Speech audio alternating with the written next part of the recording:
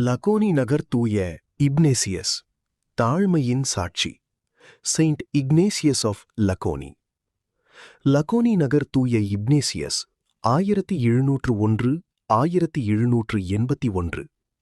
Ignatius of லகோனி இத்தாலியின் லகோனி பகுதியில் பிறந்தார். இளம் வயதிலேயே கடவுளுக்காக வாழ வேண்டும் என்ற விருப்பம் கொண்டு ஆர்டர் ஆஃப் ஃப்ரையர்ஸ் மைனர் கேப்புச்சின் துறவற கூட்டத்தில் சேர்ந்தார்.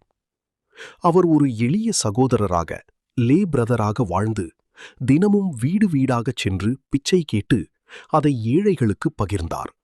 அவர் மிகவும் தாழ்மையானவர், ஜபத்தில் உறுதியானவர், ஏழைகளின் நண்பர். பலர் அவரை புனிதர் என்று உயிரோடே அழைத்தனர். அவர் செய்த சிறிய சேவைகள் கூட கடவுளின் அன்பை வெளிப்படுத்தியது. தனது வாழ்க்கையின் இறுதியில் கண் பார்வையை இழந்தாலும் விசுவாசத்தில் தளரவில்லை. இறை வேண்டுதல்.